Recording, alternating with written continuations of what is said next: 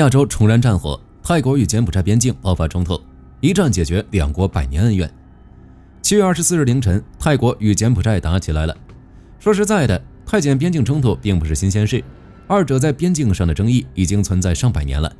不过在过去很长一段时间里，双方都是小打小闹，你打我一拳，我踹你一脚，从来没有像这次一样，一方是 F-16 空袭，另一方则是火炮洗地，这是几十年来双方爆发的最大规模冲突。那么泰柬冲突的起因是什么？为什么这次会那么激烈？之后又会如何发展？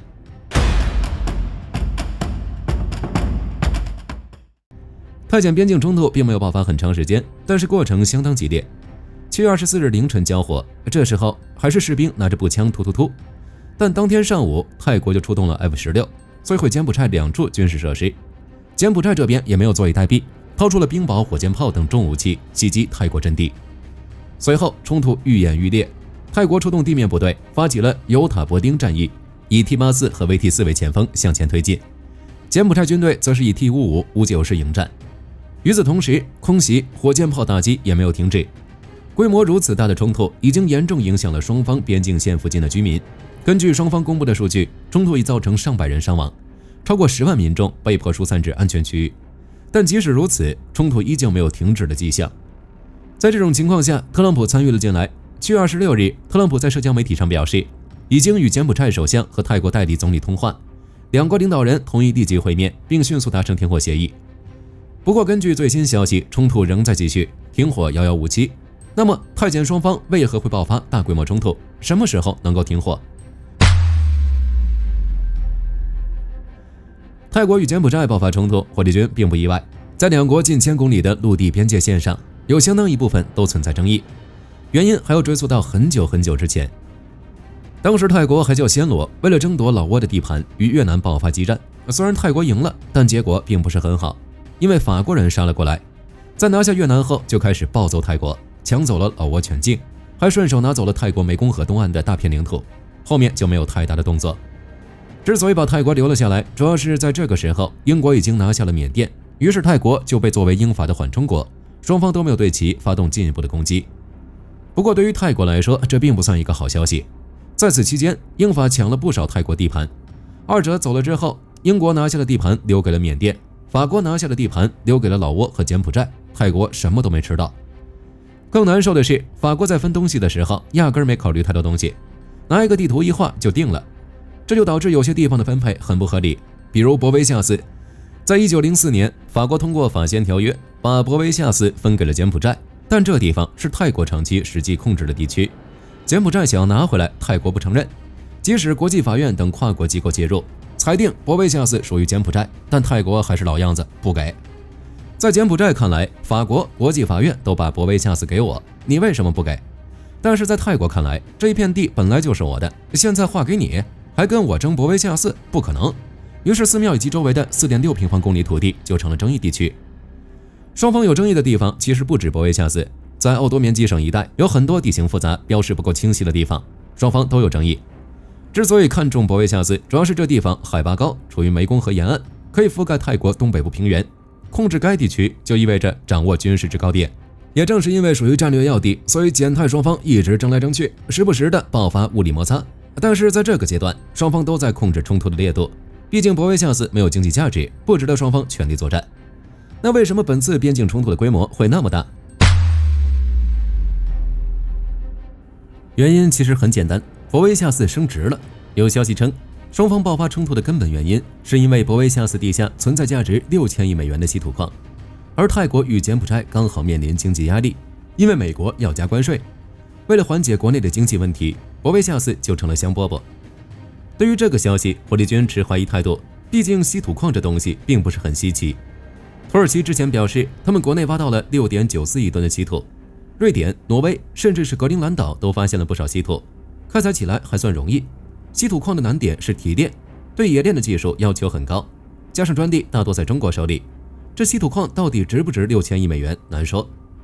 如果有稀土矿产，那矛盾就出现了，在没发现资源之前，双方还能说服自己只是一块 4.6 平方公里的土地，没必要发生大规模冲突。但矿产资源一出现，情况就完全不一样了，谁会跟钱过不去呢？不过就火力军而言，如果存在稀土，泰国和柬埔寨完全可以借助这次机会划定资源的归属权。虽然国际法院等组织将博维夏斯划给柬埔寨，但该地区在泰国的控制下也是不争的事实。如果双方一直争执不下，甚至相互干扰，这矿产谁也别想开采。说句公道话，泰国与柬埔寨没必要玩自爆，有钱大家一起赚，完全可以将资源分配一下，在双方的监督下合理开采稀土。比如你出多少钱占多少比例，我出另外的一部分。打架并不能解决问题，这只是治标不治本，最根本的边境问题依旧没有解决。当然，以上只是可能，毕竟有没有稀土还是两说。就泰国与柬埔寨的问题来看，冲突爆发的根本原因应该是双方都想缓解自己的国内矛盾。无论是泰国还是柬埔寨，都处于政治不稳定时期。柬埔寨想着攘外以安内，泰国这边因为之前的通话被曝光问题，想要报复回来，加上双方在重叠区域的军事摩擦持续增加，以及可能拥有的矿产，于是，在7月份，泰柬边境冲突正式打响。在5月28日，柬埔寨和泰国就因为边境领土争议爆发短暂交火，导致1名柬埔寨士兵阵亡。之后，两国关系就变得紧张。在6月7日，双方还因此短臂关闭边境口岸。7月16日，泰国军队巡逻队在边境争议地区巡逻时，踩中了反步兵地雷，导致1名士兵被炸伤。柬埔寨表示这是历史遗留，不怪我。不过随后，泰国工兵在扫雷中发现有100多枚崭新的俄制 PMN-2 地雷，显然不是遗留地雷，但是真是假我们也不知道。不过可以确定，泰柬双方的矛盾更大了。在7月23日晚，泰国发动3连击，驱逐柬埔寨大使，召回泰国驻柬埔寨大使，关闭所有外交口岸。柬埔寨也不甘示弱，立即宣布对等反击，召回大部分驻扎泰国外交人员。而仅仅1天之后，冲突正式爆发。7月24日凌晨，双方在奥多棉吉省素林府边境交火，泰国出动 F-16空袭柬埔寨军事目标，柬埔寨则使用冰雹火箭炮打击泰国阵地。等到7月25日，泰国出动地面部队，发动了尤塔伯丁战役，越过边境线向柬埔寨推进，冲突升级为全面的地面对抗。就结果来看，泰国的 T-84与 VT-4正在与柬埔寨的 T-55和59师对战，同时泰国空军的 F-16摧毁了柬埔寨的第8和第9师指挥部、前线弹药库以及4个炮兵阵地，并使用集束弹药打击柬埔寨地面部队。虽然泰国之前声称泰柬边境冲突不会发展成全面战争，但就这情况，未来谁也说不准。在这种情况下，特朗普又来掺了一脚，看来诺贝尔和平奖的诱惑的确很大。与双方进行通话后，泰国与柬埔寨虽然表示将迅速达成停火协议，但目前并没有什么进展。那么二者的实力谁更强？柬泰边境冲突会如何发展？关于泰国与柬埔寨的实力，在双方回复特朗普时就能看出来。泰国的意思是原则上同意停火，希望尽快进行双边会谈。这个原则上说法就很多了。火力军估计泰国是想要拿到一切东西，再同意停火，柬埔寨则同意立即无条件停火，翻译一下就是别打了，很疼。从这就能看出来泰国的底气更足，事实也是如此。在2025年的全球火力指数中，泰国是第25名，而柬埔寨是95名，差距不是一星半点。火力军可以直言，如果不考虑第三方，本次泰柬边境冲突泰国稳赢。这也没办法，无论是国土面积、人口还是经济，柬埔寨都打不过泰国。泰国国土面积51.3万平方公里，总人口6900万；柬埔寨国土面积18万平方公里，总人口1600万。在这种情况下，双方的经济以及最关键的国防预算有很大的差距。在2024年，泰国的军费开支等于柬埔寨的10倍，这导致双方的发展路径不同。泰国军力属于进攻性，泰国这边将40%的军费用于装备升级，比如 VT-4坦克、鹰狮战机等，还有30%用于军事科技研发，最直接的就是无人机蜂群技术，还有20%用于国际军事演习，剩下的10%则用于预备役。柬埔寨这边因为经费有限，追求刺猬式防御，为了保证自己的安全，70%的军费都用于边境防御，比如埋设地雷、部署火箭炮等，20%用于军事培训，10%用于非传统安全。这种资源分配导致双方在战力上的差距很大。在柬泰边境冲突作战时，双方的打击方式也不一样。泰国是空袭，而柬埔寨没办法发动空袭，只能利用火箭炮反抗一下。没办法，战机太烂了。在空军领域，泰国的主力是 F-16与鹰狮战机，还有萨博340预警机。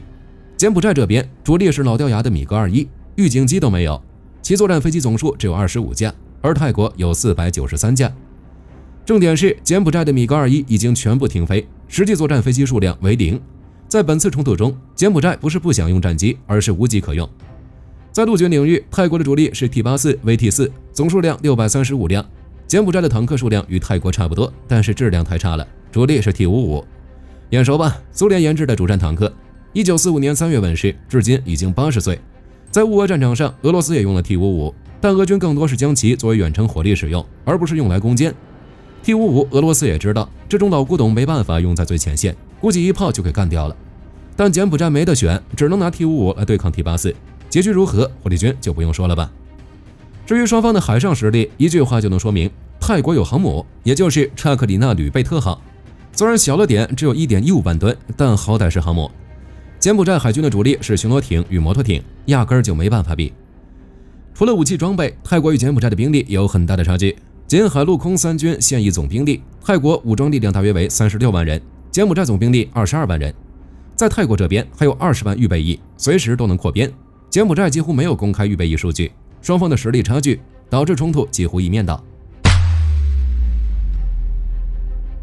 在泰国这边 F-16 几乎是随便炸，柬埔寨这边缺乏现代化战机，构建了低空防御加远程打击体系，但仅在 F-16 低空轰炸时能派上用场。如果泰国稍微关注一下乌俄战争，就不会使用 F-16 丢那些无知的炸弹。对于柬埔寨来说，面对泰国的空袭，唯一能做的就是发射火箭弹。在地面战场，泰国陆军的 VT-4 配备猎歼火控系统，可在夜间2000米距离击穿600毫米军制钢装甲。T-55这种老旧坦克被配备热成像仪，夜间作战依赖红外探照灯，无法应对那些先进坦克。也正是因为实力上的差距，在冲突打响之后，柬埔寨就开始求援，向联合国呼吁，要求轮值主席召开紧急会议，制止本次冲突。作为东南亚联盟的一员，柬埔寨也向东盟求援了，希望其介入本次冲突。加上特朗普的调停，火力军估计本次冲突过不了多久就会结束。总的来说，就战力而言，泰国一直都是东南亚军事强国，不仅军队规模在东南亚处在前列，装备也是东南亚的先进水平。柬埔寨军事实力的窘境，也是全世界大多数小国的缩影。经济实力太弱，又没有科技能力，想造先进武器不会，想买先进武器没钱。至于本次冲突什么时候结束，未来会如何发展，就看双方会怎么选了。如果泰国与柬埔寨都不想放弃任何一点资源给对方，那么冲突就不会结束。即使在美国与东盟的调停下暂停，之后也会爆发新一轮的冲突。这期视频到这儿就结束了，各位觉得泰柬边境冲突会以什么方式结束？可以在视频下方留言，大家一起讨论。喜欢的话不要忘记点点关注，我是火力军，下期见。